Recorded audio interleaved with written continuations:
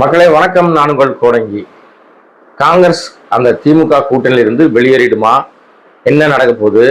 ஏன்னா ஒவ்வொரு நாளும் அது சம்பந்தமான அப்டேட்டுகள் தான் பல இடங்கள்ல பரவிட்டே இருந்தாலும் சைலண்டா ஒரு விஷயத்த நம்ம மறந்துட்டோம்.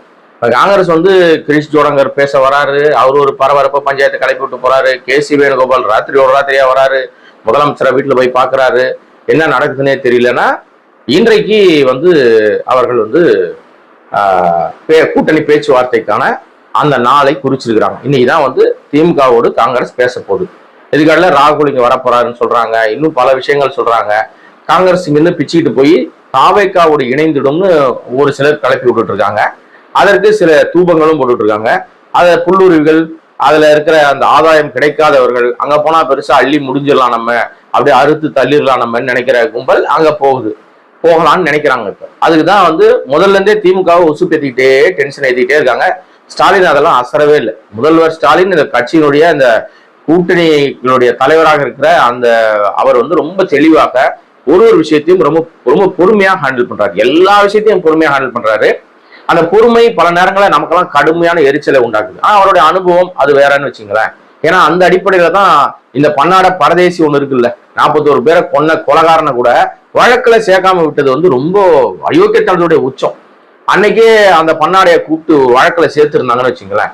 ஏன்னா இதெல்லாம் கலோக்கியல் வார்த்தை, இன்னும் ஆபாசமா பேசணும். ஆனா நமக்கு அப்படி பேச தெரியாது, அதனால நம்ம அப்படி பேச மாட்டோம்.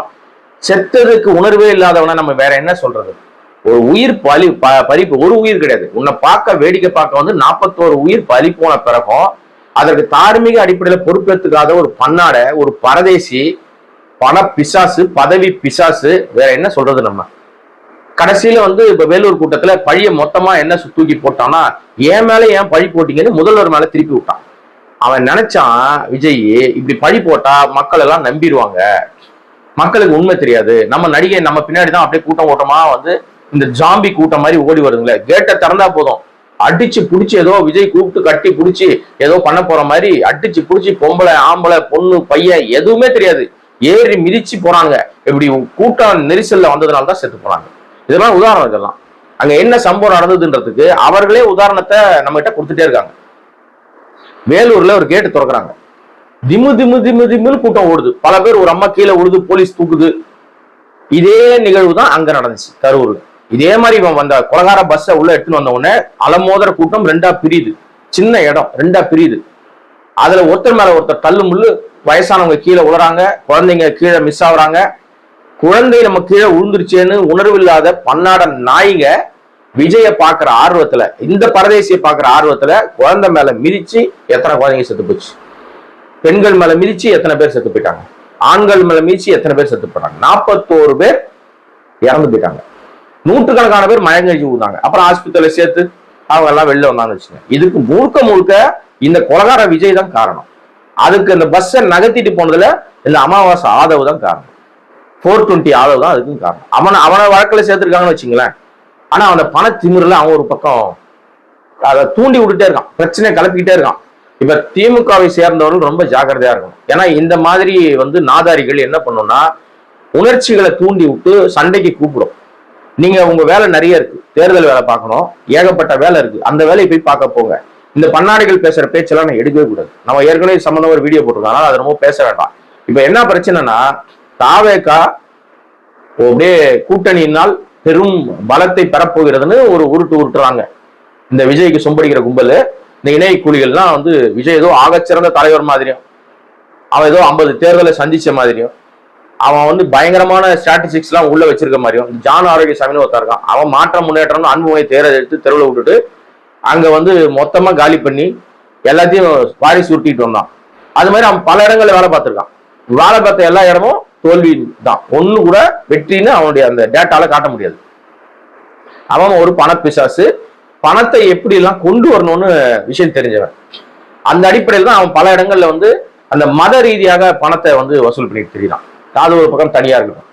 இப்போ காங்கிரஸ் விஜய் கட்சிக்கு வரப்போகுது அப்படின்னு ஒரு உருட்டுறதுக்கு என்ன காரணம்னா, அங்க உள்ளுக்குள்ள பெரிய பஞ்சாயத்து ஓடிட்டு இருக்கு. கிடைக்கிற சீட்ல நமக்கு சீட்டு கிடைக்காதுன்னு தெரிஞ்சு போச்சு. அப்ப நமக்கு கிடைக்கல. ஒரு பழமொழி சொல்லுவாங்க, எனக்கு ஒரு கண்ணு போனாலும் பரவாயில்லடா, அவனுக்கு 2 கண்ணை போட்டு தள்ளுறான்டா நானுன்னு வெறியா வேலை செய்வாங்கல்ல, காலி பண்ணுவாங்க பின்வாசல் வழியா, அப்படியே காலில் விழுற மாதிரி விழுந்து காலவாரி விடுவாங்க. இந்த குணநலம் படைத்தவர்கள் காங்கிரஸ்ல நிறைய பேர் இருக்கிறதுனால தான் ராகுலால் பிரதமரே ஆக முடியல. இந்த சில்வண்டுகள், பணப்பிசாசுங்க, பதவி பிசாசுங்கெல்லாம் கூட சுத்தினா என்ன நடக்கும்? எவ்வளவுதான் அவர் உழைத்தாலும், பாரதிய ஜோட யாத்திரை போனாலும், பல விஷயங்கள் பண்ணாலும், மக்கள்கிட்ட போய் அவர் வந்து ரசிக்கப்படுகிற தலைவராக இருந்தாலும் இந்த கூட இருக்கிற பன்னாடைகளால அவங்க வீணா போறாங்க. அதுதான் காரணம். அதை எப்போ அவர் புரிஞ்சுப்பாரு நமக்கு தெரியாது. ஓகே, எனிவே இவங்க போயிடும் பண்ணிட்டு இருக்காங்க. இன்னைக்கு அதுக்கு முற்றுப்புள்ளி தெரிஞ்சிடும். அதாவது திமுகவோடு கூட்டணி பேச்சுவார்த்தைக்கு அழைத்திருக்கிறாங்க இல்லையா, அந்த முடிவு வந்து தெரிஞ்சிடும். ஓகேவா? இப்ப நம்ம பேச போற விஷயம் அது இல்லை. இந்த உருட்டிட்டு இருக்கிற இந்த கும்பலுக்கு ஏற்கனவே எனக்கும் திமுக தான் போட்டின்னு விஜய் எங்க போனாலும் அந்த உருட்டுறாரு. ஆனா இப்ப பிரச்சனை திமுகவோட மோதல் இருக்கட்டும், நீ உன் கட்சியில இருக்கிற பஞ்சாயத்தை எப்படி தீப்ப? இப்போ கட்சிக்குள்ள மோதல் வெடிச்சிருச்சு. நம்ம ஏற்கனவே சொன்னோம், கண்டிப்பாக கள நிலவரம் முதல்ல திமுகவுக்கும் டிவிகேக்கும் போட்டின்னு சொல்லுவாரு. அப்புறம் அவர் மெல்ல வந்து அதிமுகவை தொட்டவொடனே அதிமுகவுக்கும் டிவிகேக்கும் போட்டின்னு களம் மாறிடுச்சு. அப்புறம் நாம் தமிழரை தொட்டவொடனே என்டிகேக்கும் டிவிகேக்கும் போட்டின்னு களம் மாறிடுச்சு. களம் மாற மாற மாற ஒரு கட்டத்துக்கு மேல டிவிகே வெர்சஸ் டிவிகேன்னு மாறும்னு நான் ஏற்கனவே சொல்லியிருக்கிறேன். இப்ப அந்த சூழலுக்கு வந்தாச்சு. என்னங்க சொல்றீங்க அப்படின்னா, 234 தொகுதிக்கு வேட்பாளர்களை அறிவிக்கிற விஷயம் நடந்துச்சு இல்லையா?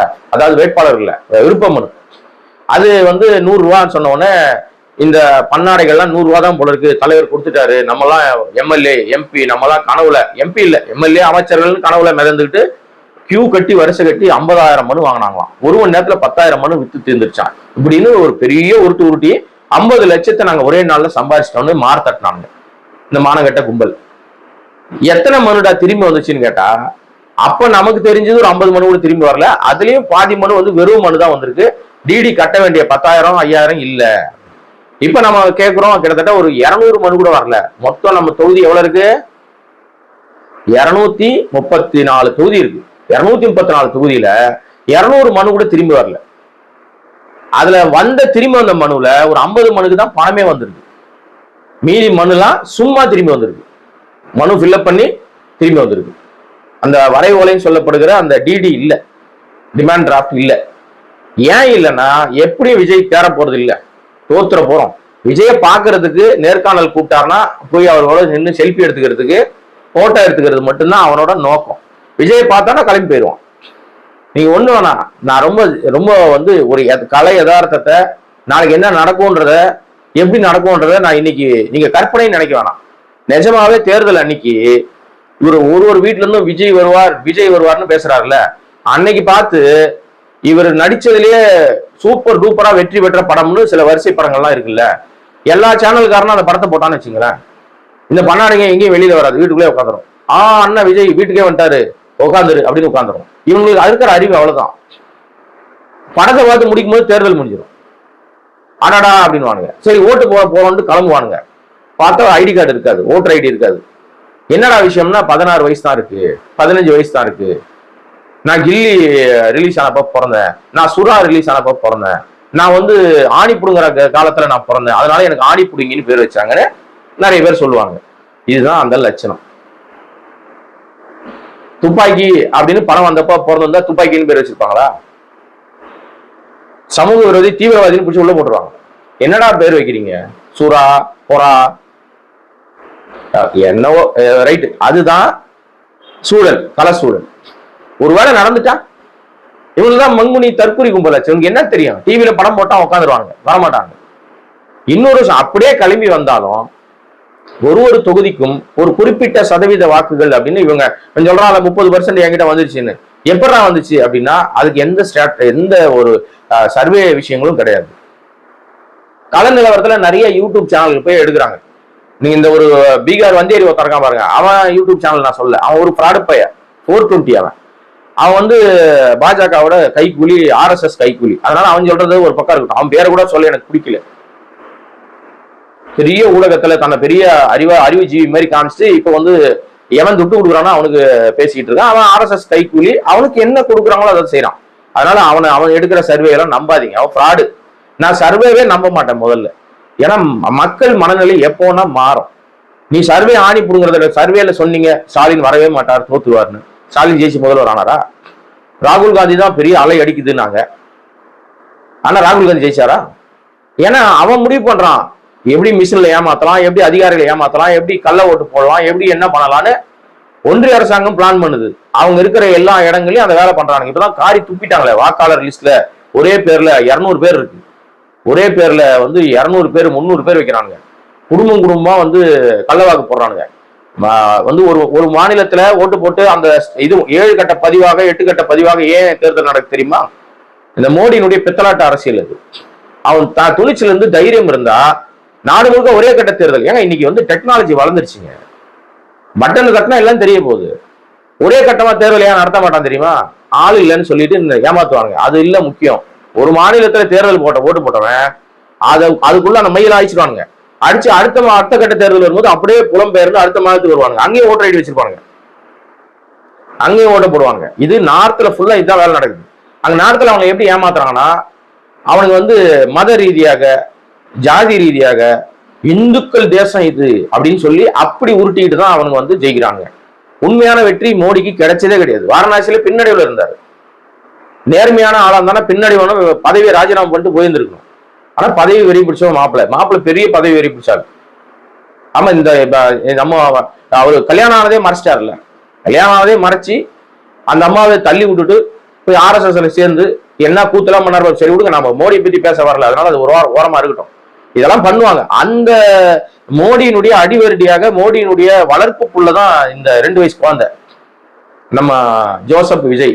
சொன்னதே அவங்க தான், நான் சொல்லல. ஜோசப் விஜய்னு சொன்னதே அவங்க தான். அவரு இப்ப என்ன நிலைமையில இருக்காருன்னு நீங்க பாத்துங்க. அதனால அது விட்டுருங்க, பரவாயில்ல. இப்ப இவங்க கட்சிக்குள்ள பிரச்சனை வந்திருக்கு. எப்படி வந்திருக்கு அப்படின்னா, இந்த விருப்ப மனுக்கள் கொடுத்தாருல, அதுல வரவே இல்லை. 234 தொகுதிக்கு ஆள் இல்லை.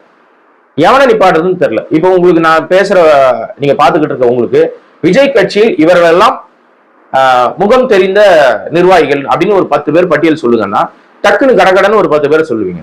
ஒரு 10 பேர் சொன்னீங்களப்பா, இன்னும் கூட ஒரு 5 பேர் சொல்லுங்க அப்படின்னா ரொம்ப யோசித்து ரொம்ப முடிவு பண்ணி ஏதாவது ஒண்ணு பண்ணி யோசித்து ஒரு 5 சொல்றீங்கன்னு கூட வச்சுங்களேன். இந்த வீணா போன ராஜ்மோகன், இந்த ஓலாமணி இப்படிலாம் பேர் சொல்றீங்கன்னு வச்சுங்களேன். ஏன்னா இவங்க பல கட்சிகள்ல மாறி வந்த கேஸ். அதனால அவங்க சொல்றாங்க அவங்களாம் வேட்பாளரை நிக்கிறதுக்கு தகுதியே இல்லை. இவனுக்கு என்ன அரசியல் தெரியும்? ஒரு மண்ணும் தெரியாது. இப்ப திடீர்னு போய் சேர்ந்திருக்காரு என் நண்பர் பிலிக்ஸ். இவரு ஐயோ சாமி, நான் வந்து வேட்பாளர் எல்லாம் நிக்க மாட்டேங்க, நான் வந்து பிரச்சாரம் பண்ணிட்டு இருக்கேன், நான் போராட்டத்துல எல்லாம் நான் வந்து பயங்கரமா என்னுடைய திறமையை காட்டி என்னுடைய மகளை வச்சுக்கிட்டு நான் பயங்கரமா வந்து பொய் பரப்புற பண்றேன்னு அவர் ஒரு பக்கம் பண்ணிட்டு இருக்காரு. அவர் ரொம்ப தெளிவா இருக்காரு பாருங்க. விருப்பம் ஒண்ணு எல்லாம் போடல. ஒரு 10 பேரை சொல்லுவீங்கன்னு வச்சுங்களேன். அப்ப 234 தொகுதிக்கு 10 பேர் தான் இருக்காங்க. சரி, ஒரு 10 மாவட்ட செயலாளரே மனு போட்டிருக்காங்கன்னு வச்சுங்களேன். ஒரு 20 பேர், இன்னும் கூட கூடுதலா சொல்றேன், ஒரு 50 பேர் வந்து செலவு பண்ணது தயாராயிட்டானே வச்சுங்க. குறைஞ்சது ஒரு தொகுதிக்கு ஒரு அரசு நிர்ணயிக்கிறது 30 லட்சமோ 40 லட்சமோ தான். ஆனா வந்து 2 கோடி ரூபாய் 3 கோடி ரூபாய் 5 கோடி ரூபாய் தகுதிக்கு தக்க அவங்க வந்து செலவு பண்ணுவாங்க. 1 லட்சம் வாக்கு இருக்குன்னு வச்சுங்களேன். குறைந்தபட்சம் ஒரு ஓட்டுக்கு வந்து கண்டிப்பா காசு கொடுக்காம எவனும் நிக்கலங்க. எல்லா கட்சியும் சொல்றேன் நான். ஏதோ வந்து இவன் இந்த கட்சியை மட்டும் நான் சொல்ல, எல்லா கட்சியும் காசு தான் ஓட்டு வாங்குது. அந்த கட்சியினுடைய பாசத்துல இருக்கிறவன், ரெட்டலையை பார்த்து ஓட்டு போடுறவன், உதயசூரனை ஓட்டு போடுறவன், நாம் தமிழ் சீமானை பார்த்து ஓட்டு போடுறவன் கொஞ்சம் பேர் இருப்பான், காசு வாங்காம கூட போடுவாங்க. அப்படி ஒரு குறிப்பிட்ட இடங்கள்ல ஒரு 1 லட்சம் வாக்குக்கு அவங்க காசு கொடுக்குறாங்கன்னு கணக்கு போட்டா கூட 1 லட்சம் வாக்குக்கு 500 ரூபாய் வச்சீங்கன்னா எவ்வளவு வருது கணக்கு நீங்களே போட்டுங்க. அப்ப எத்தனை லட்சத்தை அவர்கள் தர வேண்டியிருக்கு பாருங்க. குறைஞ்சது அவர் 50 லட்சம் ரூபாய், 50 லட்சம் ரூபாய காசா கொடுத்தாதான் ஓட்டு கிடைக்கும். இன்னைக்கெல்லாம் வந்து மாறிடுச்சு, மார்க்கெட் ரேஞ்ச் மாறிடுச்சு. தொகுதிக்கு ஏற்ற மாதிரி, ஆளுக்கு ஏற்ற மாதிரி ஸ்டார் வேட்பாளர்னா ஒரு பேமெண்ட், பணமழை பொழிய போகுது. இடைத்தேர்தலில் பொழியிற மாதிரி இந்த தேர்தலையும் பணமழை பொழியும். இப்போ லீகலாவே அவங்க வந்து மகளிர் உரிமை தொகைன்னு பல்வேறு விஷயங்கள்லாம் பண்ண ஆரம்பிச்சாங்க திமுக. அது ஏற்கனவே ரொம்ப நாளா கொடுத்துட்டு இருக்காங்க. அதனால அதை நம்ம வந்து குறை சொல்ல முடியாது. இந்த விஷயங்கள் எல்லாம் இவர்களுக்கு தெரியாமையா இருக்கும். நான் ஓட்டுக்கு பணம் கொடுக்க மாட்டோம் அப்படின்னு நாஜி படை மாதிரி வந்து உரிமை எடுக்கிறவன் இப்படிதான் நீட்டி எடுப்பான். உறுதிமொழி எடுக்கிறவன் இப்படிதான், நம்ம ஆட்கள் எல்லாரும் இப்படிதான் எடுப்பாங்க. இப்படி நீட்டி எடுக்கிறான் ஒருத்தன் அப்படின்னா அவன் வந்து யாரா இருப்பான்? ஹிட்லருடைய விஷயங்கள் எல்லாம் பாத்தீங்கன்னா தெரியும். அந்த மாதிரி மனநிலை கொண்டவராகத்தான். ஏன்னா செத்ததை ரசிக்கிறானுங்க, லைட்டை அமுத்தி போட்டு ஒருத்தர் ரசிக்கிறாங்க. ஆரவாரம் பண்ற தொண்டர்கள் கத்துறத ரசிக்கிறான். அந்த ஸ்கூக்குள்ள கேட்டவன அப்படியே ரொம்ப மகிழ்ச்சியா இருக்கான் பாருங்க. அன்னைக்குதாங்க 41 பேர் செத்தாங்க. அந்த ஓலம், அவங்க மகிழ்ச்சி அப்படியே ஓலமா மாறுது. மரண ஓலமா மாறுது. அப்படியே ரசிச்சுட்டு இருக்கான் மானம் கட்டவன். இவன் எந்த லிஸ்ட்ல எடுப்பீங்க நீங்க?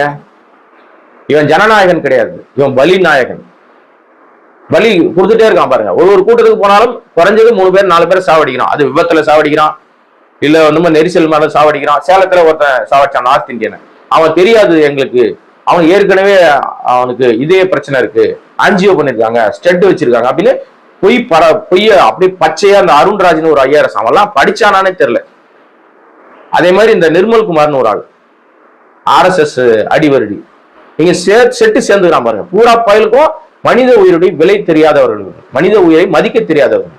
தலைவனே தற்கொலையா இருக்கும் போது என்ன பண்ண முடியும்? அவனுக்கே ரசிக்கிறானே, ஆளை கொன்னா மகிழ்ச்சி அடைகிறான். ஓ இன்னைக்கு ஒரு விக்கெட் தான் ஊந்துச்சா அப்படின்னு நினைக்கிறான். ரொம்ப மோசமான நிலை. சரி, பாயிண்ட்டுக்கு வந்துடுறேன் நான். இப்ப என்ன பிரச்சனைனா, இந்த மனு வரல, 234 தொகுதிக்கு ஆள் இல்லை. குறைஞ்சபட்சம் எனக்கு 1 கோடி ரூபாய் டெபாசிட் கட்டு, 2 கோடி ரூபாய் டெபாசிட் கட்டுன்னு ட்ரை பண்ணிட்டு இருக்காங்க. இந்த கட்சியில கட்சி ஆரம்பிச்ச நாள் ஆரம்பத்துல இருந்து அங்க ரூல் பண்ணிட்டு இருக்கிறது புசி ஆனந்த், ஜான் ஆரோக்கியசாமி, இடையில போய் சேர்ந்தவன் இந்த லாட்டரி, திருட்டு லாட்டரி, சுரண்டல் லாட்டரி, இந்த அமாவாசை 420 ஆதவ், இவன் 3 பேர் தான் ரூல் பண்றவனு. மற்றவங்கலாம் அவங்க கொடுக்குற காசை வாங்கிட்டு வேலை செய்வாங்க. நிர்மல் குமார் எல்லாம் கணக்கு எடுக்க முடியாது. ராஜ்மோகன் எல்லாம் வாங்குற காசுக்கு மேல கூவக்கூடிய அதெல்லாம் கணக்கு எடுக்காதீங்க. ஓலாமணி பாவம், ஒரு இடத்துல இருந்து இன்னொரு இடத்துக்கு போறதுக்கே அவர் இன்னொருத்தர் கொடுத்தாதான் அந்த மாதிரி நிலைமையில இருக்காரு. அவரெல்லாம் பாவம் நம்ம கணக்கே எடுக்காதீங்க. அவர்லாம் யாருமே பணம் செலவு பண்ற இடத்துல, இப்ப செங்கோட்டையன் வந்தார், செலவு பண்ணிட்டு வரா? பணம் கொடுப்பாரா? அவருக்கே போக்கட இல்ல, துரத்தி விட்டாங்க, போச்சு அவரு அரசியல் வாழ்க்கைய. 50 வருஷம் ஒரு பெரிய கோல் வச்சு தனியா இருந்தா கூட ஒரு மரியாதை வந்திருப்பாங்க. கேசி பழனிசாமி இருக்காருல்ல, அதிமுக அவர் எடப்பாடியால் விரட்டப்பட்டார். இன்னைக்கு வரைக்கும் அதிமுக கிளைம் பண்ணிட்டே உட்கார்ந்துட்டு இருக்காரு, எந்த கட்சிக்கும் போல. கேசி பழனிசாமி, நான் தான் அதிமுக, எம்ஜிஆர் உண்மையான விசுவாசி, நான் எம்ஜிஆர்ட்டையும் எம்எல்ஏ வந்திருக்கேன், ஜெயலலிதாட்டையும் எம்பியா இருந்திருக்கேன், நான் இப்படிதான் பேசுவேன்னு அவர் நிக்கிறாரு. 50 வருஷமா ஒரு கட்சியில இருந்துட்டீங்கல்ல, அப்புறம் என்ன பதவி வெறி மாப்பிள்ளைக்கு? நம்ம செங்கோட்டை மாப்பிள்ளை தான் சொல்றேன் நான். எதுக்கு பதவி வெறி? உன் மரியாதை என்ன? உன் வயசு என்ன? நீ எதுக்கு இந்த சில்வண்டு பையோட சேர்ந்த? சின்ன கல்லுல தொடச்சா என்ன கெதியா? கை நாரிடும். அதைத்தான் செஞ்சிருக்காரு. இன்னைக்கு வரைக்கும் செங்கோட்டையினால் சுயமாக விஜய் வீட்டுக்கு போய் நேரடியா விஜய் சந்திக்க முடியல. பல முறை போய் அப்படியே சோத்திரடிச்ச பந்து மாதிரி திரும்பி வந்திருக்காரு. இல்லைன்னு அவர் மறுக்க சொல்லுங்க. அவர் போயிட்டு எல்லா வேலையும் என்ன பண்றாருன்னா, எப்படியாவது நம்ம போய் அவரை பார்த்து பேசிடலான்னு. அங்க போனனாவே இரும்பு வளையம் இருக்குல்ல, 20 அடி கேட்டு தாண்ட முடியாது. அங்க தாண்டணும்னா நீங்க பாஸ்வேர்டு வச்சிருக்கணும், கோட்வேர்டு வச்சிருக்கணும். அதெல்லாம் யாருக்கிட்ட இருக்குன்னா, ஒண்ணு ஆதவ கிட்ட இருக்கு, இல்லைன்னா ஜான் ஆரோக்கியம். அங்க புசி கூட அங்க வாய்ப்பு இல்லை. புசியும் வெளியேந்து வேடிக்கை பார்க்கறவர் தான். இப்ப பிரச்சனை என்ன எங்க முட்டிக்கிட்டு இருக்குன்னா, புசி தனக்கு வேண்டியவர்களாம் பொறுப்பு போட்டார். அதை வர்றதுக்கு முன்னாடி எல்லாம் புசி தானே பார்த்தாரு, நிர்வாகிகளா போட்டுட்டு இருந்தாரு. காசை அள்ளி லட்சமா வாங்கிட்டே இருந்தாரு. ஒன்றியம் ஒன்னா இவ்வளவு காசு, நகரம் ஒன்னா இவ்வளவு காசு, மாவட்டம் ஒன்னா இவ்வளவு காசுன்னு அவருக்கு வேண்டிய ஆளெல்லாம் போட்டாரு. இப்ப ஆதரவு வந்த உடனே அவருக்கு வேண்டிய அடிப்பொடிகள், அவருக்கு வேண்டிய ஒரு கும்பலை அவர் பணம் வாங்கிட்டு ஒரு பக்கம் ஆட்களை போட்டுட்டு இருக்காரு.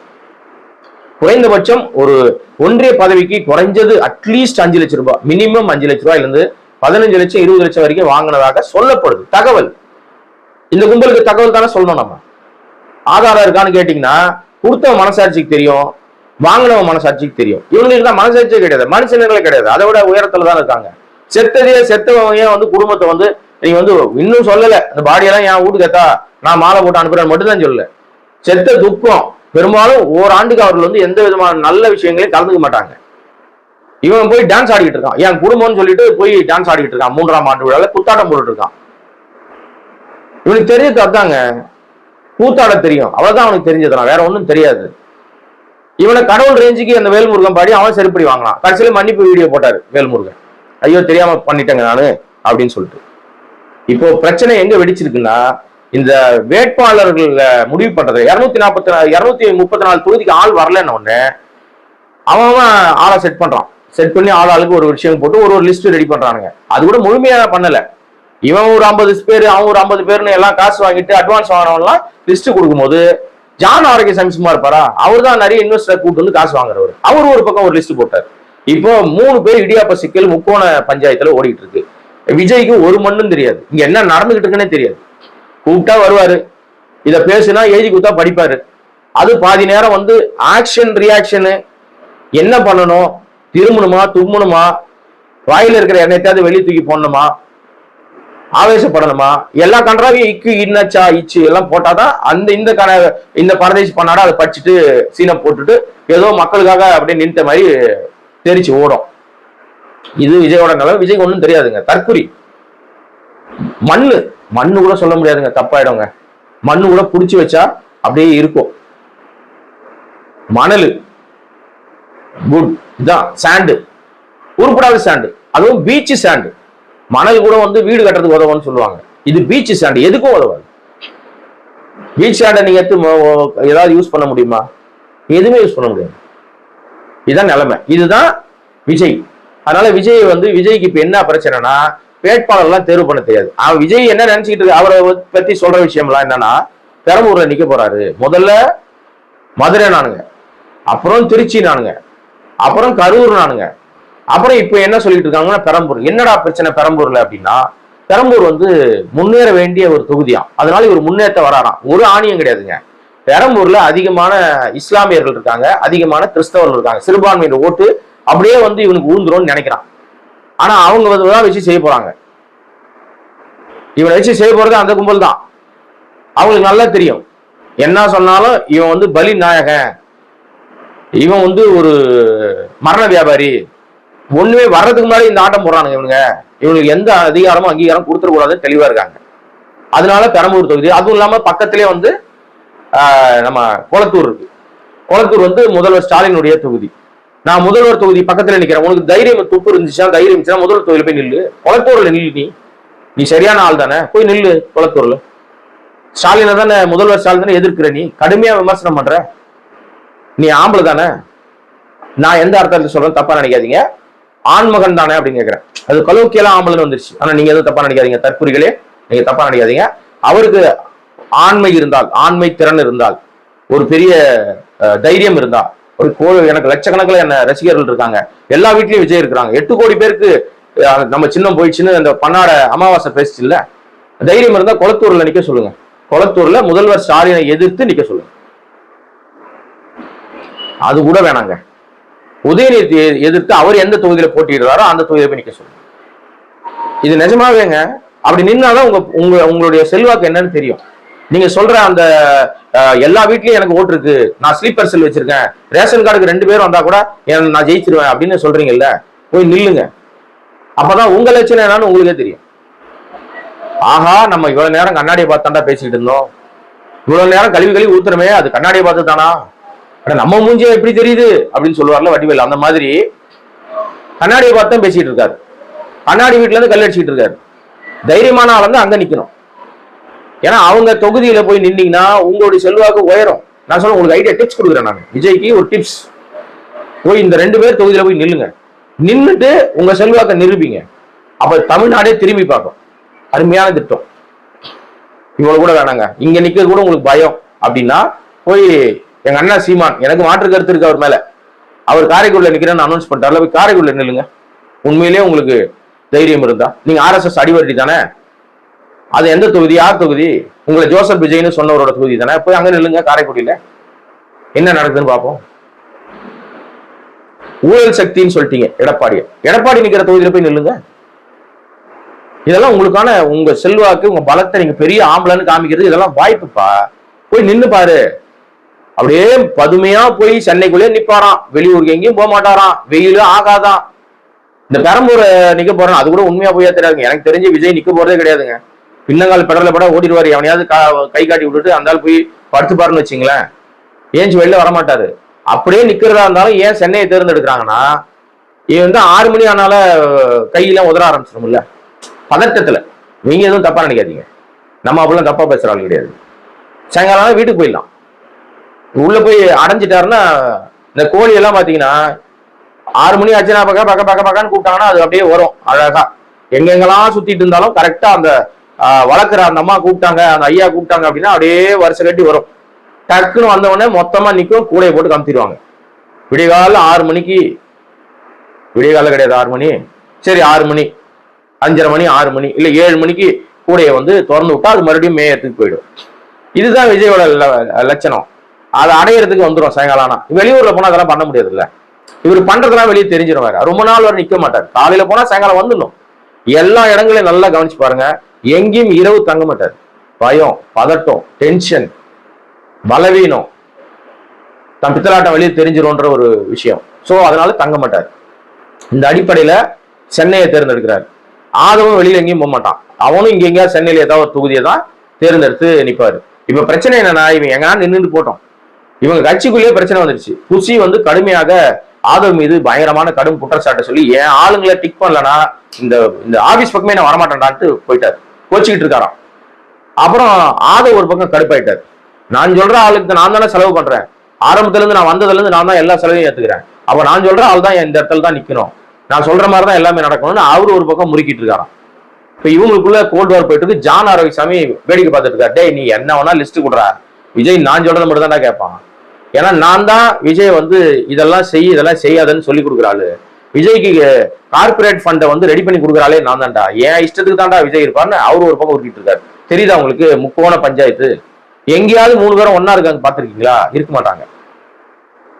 போலியா 2 பேரும் நடிப்பாங்க. யாரு? புசியும் ஆதவும் போலியா ரொம்ப நட்பா இருக்கிற மாதிரி நடிப்பாங்க. ஆனா அவ்வளவு கோல்டு வார் உள்ளுக்குள்ள போயிட்டு இருக்கு.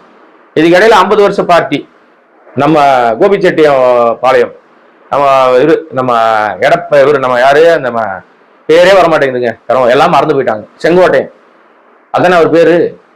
அவருக்கு அங்கேயே செல்வாக்கு போயிடுச்சு. அவரு டெபாசிட்டே வாங்குவாரான்னு சந்தேகம் இருக்கு. இது போய் இன்னும் போய் ரீச் ஆகவே இல்லை, கிராமங்களுக்கு போகவே இல்லை. இது என்ன பிரச்சனைனா, அதனாலதான் விஜய் சொன்னாரு நான் கிராமங்களுக்கு வரமாட்டேன், நான் வரணும்னா என்ன சிஎம் ஆக்குங்க அப்பதான் வருவேன்னாரு. நீ ஆணி புடுங்க வேணாம், நீ பனையூர்லயே படுத்துக்கட, இல்ல நீலாங்கரையிலே படுத்துக்கட, நாங்க பார்த்து எலெக்ஷன் வேலையை பாத்துக்கிறோம், யாரை உட்கார வைக்கணும் ஆட்சியிலன்னு எங்களுக்கு தெரியும்ட்டு மக்கள் அவங்க வேலையை பார்த்துட்டு இருக்காங்க. எங்க போய் என்ன கேட்டாலும், மாற்று கட்சியாக இருந்தாலும் திமுக செய்கிற விஷயங்கள் எல்லாத்தையும் ஃபாலோ பண்ணி அவங்க சொல்றாங்க. விஜய் மீது அவங்களுக்கு கோபம் வருது. என்னங்க இவன், அதாவது என்னன்னா, எங்க கோபம் அதிகமாச்சுன்னா முதல்வர் மேல இந்த கரூர் விஷயத்துல போட்டாம் பாருங்க ஒரு பால், ஒரு ஃப்ராடுத்தனம், ஒரு மொல்லமாரித்தனம், பித்தலாட்ட ஒரு டைலாக் விட்டாம் பாருங்க. நண்பர்னு சொல்லிட்டு ஏன் சார் என் மேல நீங்க கரூர்ல கேஸ் வழக்கு போட்டீங்க, என் மேல குற்றம் சாட்டிங்கன்னா உன் மேல சொல்லாம உங்க அப்பா மேலேயா சொல்லுவான்னு ஏற்கனவே நான் கேட்டிருக்கேன்ல, திரும்பியும் கேட்கிறேன்.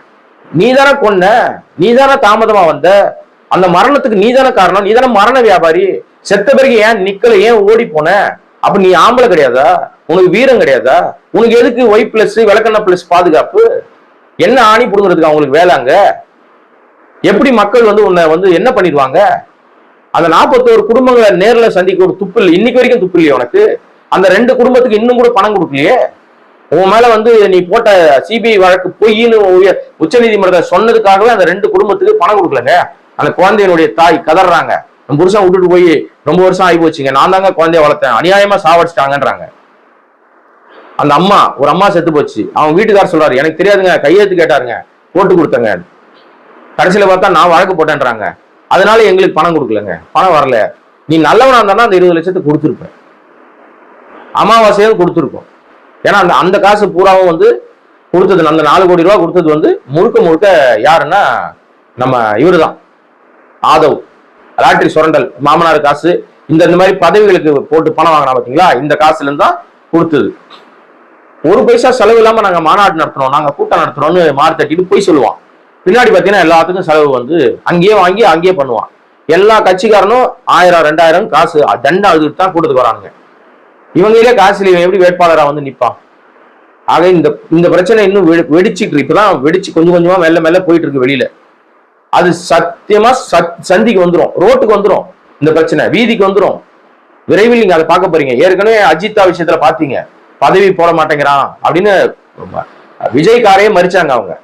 அப்புறம் என்ன ஜால்ஜா பண்ணாங்கன்னு தெரியல, அந்த அம்மா தற்கொலை முயற்சி பண்ணி கூட அந்த அம்மா வந்து இன்னும் கூட அந்த தாவைக்கு துண்டு போட்டுக்கிட்டு அது தெரியுது, அதுக்கு சூடு சொன்ன இருக்கா, சாப்பாட்டுல உப்பு போட்டு சாப்பிடுதான்னு நமக்கு தெரியல. இவன் என்னமோ பெரிய கடவுள் ரேஞ்சுக்கு அது சொல்லிட்டு தெரிஞ்சிருக்கிறாங்க. போய் தூக்கி போட்டு அடுத்த விஷயத்துக்கு பார்க்க போவியா? நீங்க இது என்ன பண்றது நம்ம தெரியல. ஓகே, அவங்களுக்கு அது பிடிச்ச விஷயம், அதனால அது பண்றாங்க, நமக்கு எப்படியோ பண்ணிட்டு போறாங்கன்னு வச்சுங்களேன். இதுதான் இப்ப தாவேக்காக்குள்ள நடந்துகிட்டு இருக்கிற விஷயம். விரைவில் சந்திக்கு வந்துடும். வந்த கத்திரிக்காய் முத்துச்சுன்னா கடத்தருக்கு வரும். கடத்தருக்கு வந்த பிறகு பல்வேறு விஷயங்கள் குறித்து இன்னும் விரிவாக இன்னும் விளக்கமாக பேசலாம். இந்த வீடியோவை சப்ஸ்கிரைப் பண்ணாம பார்த்துட்டு இருக்க அன்பு நண்பர்கள் சப்ஸ்கிரைப் பண்ணி பார்த்தீங்கன்னா இது போன்ற பல்வேறு விஷயங்கள் பேசுவதற்கு வாய்ப்பாக. நன்றி, வணக்கம்.